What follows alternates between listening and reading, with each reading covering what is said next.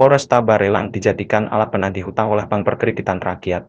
Proses penyitaan sebuah mobil milik nasabah oleh Satreskrim Unit 4 Polresta Barelang menuai polemik. Tindakan kepolisian tersebut dipertanyakan karena perkara yang dipersoalkan diduga berawal dari hubungan hukum perdata terkait pembiayaan di sebuah bank perkreditan rakyat namun berujung pada penyitaan kendaraan oleh aparat penegak hukum. Berawal dari pinjaman BPKB menurut keterangan yang dihimpun, BPKB kendaraan tersebut awalnya dipinjam oleh seseorang bernama Marini Romanti untuk dijadikan agunan di BPR Mangala. Dari pengagunan itu disebutkan diperoleh pinjaman sekitar 127 juta. Namun setelah pinjaman berjalan, Marini diduga meninggalkan tanggung jawabnya dan tidak diketahui keberadaannya. Selanjutnya, Kaisar Gultom mengaku mengambil alih pembayaran kewajiban tersebut. Ia menyebut telah membayar sebagian besar utang dan hanya menyisakan sekitar 13 juta. Meski demikian, menurut Kaisar, pihak Bank Perkreditan Rakyat Manggala justru meminta pembayaran sekitar 60 juta, sehingga memicu perselisihan. Aktivis Yusril Koto turut menyoroti proses penyitaan tersebut. Menurutnya, terdapat dugaan kejanggalan karena sengketa yang berawal dari hubungan pembiayaan semestinya ditempuh melalui mekanisme hukum perdata. Kalau berkaitan dengan wan prestasi atau sengketa utang piutang, penyitaan terhadap objek sengketa pada umumnya dilakukan berdasarkan penetapan pengadilan dan dilaksanakan oleh jurusita pengadilan.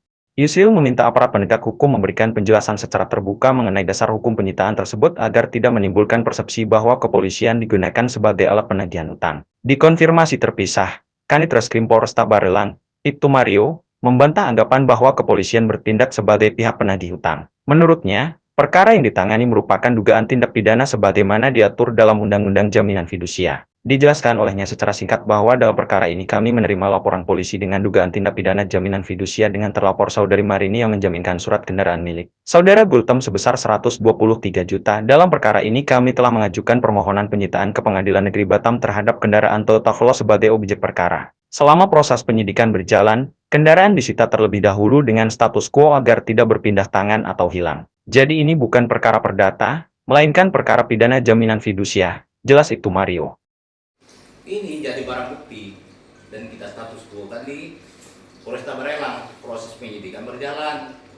Ya nanti kita panggil lagi saksi-saksi. Mekanismenya apakah nanti ada tersangkanya atau tidak itu setelah kita lakukan gelar perkara.